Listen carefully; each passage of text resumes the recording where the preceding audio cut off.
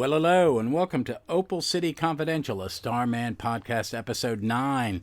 And it's a day in the life of Opal City, because we're covering Starman Volume 2, Issue 4, titled A Day in the Life of Opal City. And we're going to be covering Adventure Comics 65 with another Golden Age tale of our original Starman. So let us start with Adventure Comics 65.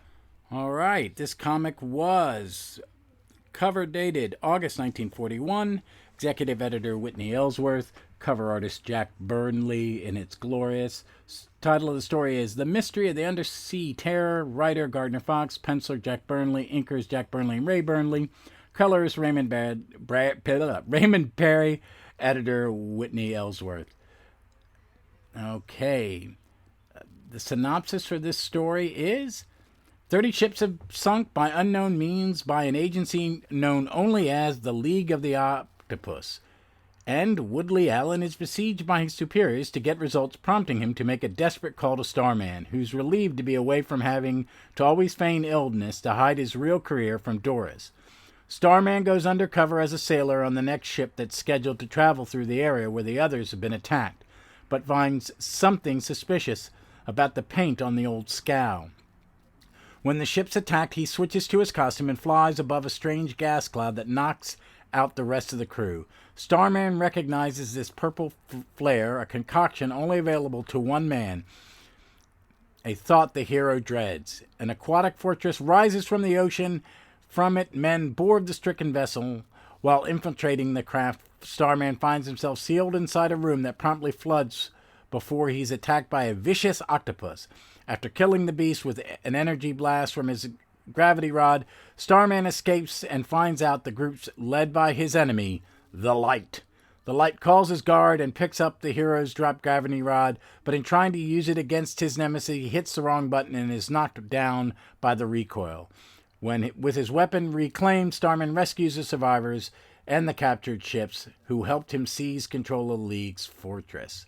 So this Starman again, the main character, Woody Allen and Doris Lee, and the Light is the villain. And this is our first repeat of a villain, and I think it's one of only two. I'm going to double check that, but let's talk about this comic. One, again, glorious Jack Burnley art. Again, it's a for me, I think in some ways it's in a better than average Golden Age story because it's tight. I mean, we see a repetitive version of, storytelling that there's a diabolical plan by a mad scientist and, it's very 1930s Republic serial in a good way. I've been watching some of those. I've watched a few issues of the Shazam one and I'm enjoying the hell out of it. But it is kind of, it's the same story over and over again. Not really, but they're very formulaic. I think these are better written because it's Gardner Fox. I think they're better drawn because they're Jack Burnley. I think they hold up better because of the quality of their craftsmanship compared to some other stuff that I have. As I've said this, I love Golden Age characters. I'm not the biggest fan of some Golden Age stories. Well, let's kind of go through the comic a bit page by page. If you're able to follow along, I hope so. I hope you have the archives. I wish more of this stuff was reprinted, and it's not. I do like the cover's great. It's a Jack Burnley cover. It's Starman battling bombs, explosions, and a green plane with a pirate logo on it. And it's kind of nice. Another Jack Burnley cover. On the inside, you have the splash page, which has a splash panel at the top, and then the first two panels of the story, which says Starman by Jack Burnley, and then out of the star-studded blackness of night comes the red-clad man of mystery, Starman, armed with the gravity rod. Once more he clashes with sinister foes in The Mystery of the Underwater Terror. And the first panel is, I've got a caption that says, a new and unknown terror strikes at America's merchant marine. Thousands of tons of U.S. shipping vanish on the high seas, never to be heard from again. Ship after ship loaded with valuable cargoes goes forth, only to disappear without a trace. And it shows a ship and this in the night sky, this green hand, or it's a green outline of a hand. And then on the next panel, above one of the ill-starred vessels, Just before it is stricken, the captain sees straight ahead of us, rising out of the water. It's... And then we cut to Woodley Allen, and he's getting berated by these guys in powder blue naval outfits, which is one, very incorrect. As a grandson of an admiral who was in the service at this period, was a captain at this point, they would have been black or tan. And if this is on the East Coast, they would be black, because they wear tan in the warm weather. But they're on a little yacht, as you would in the 30s. Everybody wears tuxedos to places, and he flies off, and Sandman scares the crap out of Allen in this cabin at the top of the hill, and then Sandman puts on a green sweater and a captain's cap and some leather. Ken, this art is amazing, and I like that Ted goes under the cover. And then he's on the ship when everybody's... And then this giant... It looks like a temple or a power plant. One or the two rises from beneath the sea. And these things open and you can see... Well, it's a dome, and then it opens and you can see what's inside it. And Starman goes on. He sees these guys in robes walk across a gangplank, get on. He is trapped in a small tank. And they try to feed him to a giant octopus, but he zaps him with his... gravity rod. He escapes, and then we see that his arch enemy, the Light, is there. Light sends his goons, who are make quick work. Starman makes quick work of, tries to make quick work of. As they're tying up, the Light wants to use the gravity rod against him, and he gets zapped. And then all the sailors from the ship get out, and they all are rescued. So I mean, it's a short story. It's great. It's fun. I think they're fun. I mean, is it high art? No. Is it a solid 1940s comic? Hell yeah. And does it look good? And I like the Light. This is our first repeated character, and he comes back one more time in about 6 issues. So that would be like a year, and for us, that'll be several months. No, it won't be several months. It'll be a few months. But I enjoyed that one. So, folks, I'd like to hear back. If you could... reach out. You can message me on Twitter or on Instagram or on Hive or on what's that other one? Mastodon. And just let me know what you think, or you can reach out at our email and let me know what you think. And I'll go over all that stuff again at the end. But let's take a quick break for me, instantaneous for you. Wow, time travel. And we'll cover Starman Volume 2, Issue 4. So this issue is cover dated February 1995. Executive editor Jeanette Kahn. Cover artist Tony Harris. Is a great cover. I'm going to use the logoless one as a tweet later tonight when I post this. It's the title of the story is A Day in Opal City. Not the day in life of Opal City. Like, duh. Writer James Robinson, penciler Tony Harris, inker Wayne Van Grawbadger, colorist Jeff Gregory, right? Letterer John Workman, editors Archie Goodwin, Chuck Kim. Synopsis for A Day in the Life of Opal City. A wealthy man wants his employee Sands to retrieve a unique Hawaiian shirt from Jack's shop.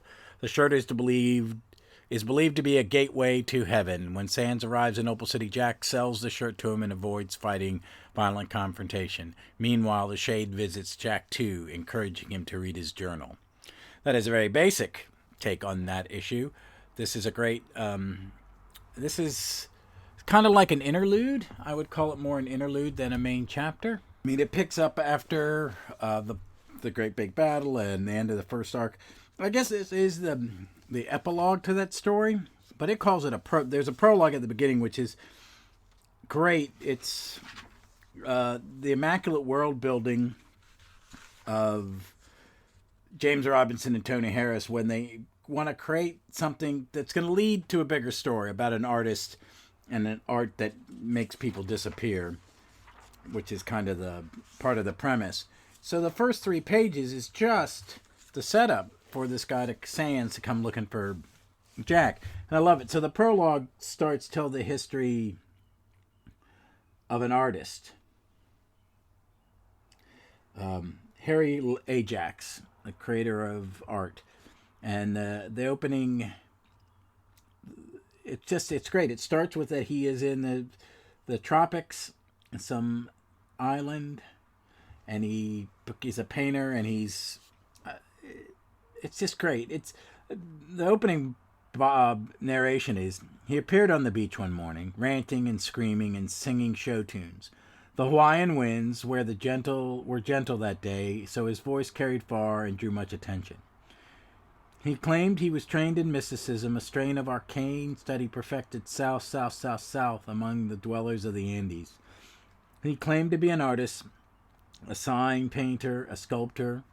Some doubted this, so he drew a quick rendering of Madonna and Child in the sand. So fine was the artwork that, as the tide rolled in to claim it, people cried at the loss. The man had humor and terrible hygiene. The man was wild and thoughtful and quick, and the people of this area took him in as one of their own. For these people they accepted each other and any newcomer added to the mix, and whose company was enjoyable. Work came to this man by chance. There was demand for his artwork, but in the form even he, in his craziest of crazed times, hadn't envisioned: Hawaiian shirts. The loud, crazy man was Harry Ajax. It was 1931, and for a few sterling years, his work was renowned. In 1930, and then it goes on to more, but it shows you that he goes and he creates the greatest shirt of his career, a masterwork, at 9 o'clock, and once it was completed, he was gone forever. And the bad guy, Sands' boss, the rich guy, is talking to him.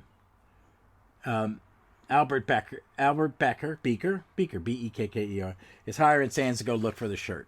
And then we cut to page 4 and 5, which is a double-page spread of Opal City. And it is a gorgeous double-page spread. And it's got the great architecture of Tony Harris, the way he envisions the city, and the bridge and everything. It's great. And then we cut to Jack, and he's on the phone haggling over the price of some Pez and some other things. Then we cut to a young lady who is heartbroken. Her name, Rachel Foster. She's lost the love of her life. She's walking through their tunnels in Opal City that cut from one district to another. And she's walking through the tunnels, and she comes upon a beautiful poster.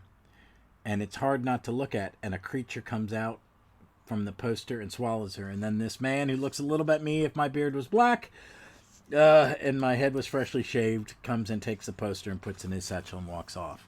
And then we cut back to outside in Opal. And Jack is just talking about things. He's talking about the city and the sounds he needs, things that he's hearing and how they turn into music. A car, somebody playing a snare drum, all of these things that create the music to him, which is Opal City, and how much he loves Opal City, probably more than anybody. And then the Shade shows up. And it's a great entrance.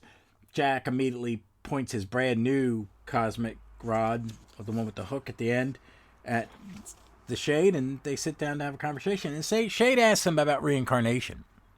Have you ever dreamed that you were, what is it? Do you ever dream you're someone else, a Native American, or at least someone versed in Indian ways? And he tells him, no, what he dreams of, he is American. Actually, Jack tells him what he dreams of. I do, but not a Native American. No, I'm a Napoleonic spy. My name's Rosa in the dreams. Funny name for a guy, I know, but there are a lot of swords and swashbuckling.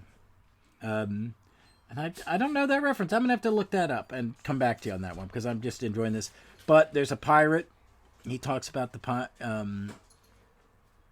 Shade talks about a pirate that's going to be important. And we're all this foreshadowing. And he leaves. He also gives Jack a gift. It's the nameplate from the wing of the museum that the mist destroyed with his mother's name on it, because it was named after her. And then the Shade gives him his journal. Then we cut to Jack haggling over something for, I guess they're clocks and some dirty magazines, and then he gets a new tattoo. And then Sans comes over, and you'd think there's going to be a fight because Sans pulls a gun and Jack pulls a cosmic rod, and then Jack's like, "You're going to rob me," and it's like, "You don't want the shirt? A gateway to heaven? No, your boss must have sounded like a good time, not me." So, Sans, he sells it to him, and that's it. And then we cut to Jack talking to his dad about being a hero and weird nights, and this is the weirdest night. And then we cut back to Becker's house, and the shirt is given to Becker at 9. Becker is left alone, him and the shirt. It's 9:51 at this point, and by 9:54, Albert Becker is gone. No sign, no trace, forever gone. Outside, the alpine winds blow, and sweet, soft, and low. So that's it. I like that one. I like those kind of interlude issues in comics as a rule. I really like it the way Robinson and Harris do it, because you take a pause. We've had the first big arc. This is kind of the epilogue to it, and this is going to lead into 2 episodes from now. Next episode is lucky to have the amazing Pete Watson from Earth 2 podcast coming on, and we're going to talk about a Batwoman comic from the 50s, which has a singular appearance of a singular villain called Star-Man. And we had a good time talking about that in comics, and that's next week's on Sandman. But the week after that is me and Dave Steele covering the next 2 issues of this series, the first Talking to David and the first Time Past. And then we'll get back to Ted in a couple weeks. So I really like this one. It's beautiful. I mean, it's really beautiful. Tony Harris art's getting better and better, and he's finding his groove. And Opal is this beautiful, beautiful character in this comic, and we're getting to the magic painting and weird stuff like that. The cryptic shade teaching him, and we're getting clues to Scalp Hunter and the first sheriff of Opal and pirates and other things that are going to be important. And it's just great. It's just it's a perfect kind of pause before we get into the next 2, which are heavy about Jack and Jack's dad. In other ways, very character building, so we understand the characters better. And then we go, Jack goes touring Turk County after those stories. I'm looking forward to that arc. So that's it for this week. On Thursday, it's going to be 2 more issues. An issue of Legion and an issue of Jimmy Olsen for my Legion adventure. And Saturday, I'm not sure what I'm going to do. It will be Marvel-ish, because I'm not sure what I'm going to do. I haven't decided yet. I'm narrowing it down. I keep passing by the hardcovers on the bookshelf. What am I going to cover? So we'll see. But as always, folks, be safe, be smart, please be kind to each other, and read some comics.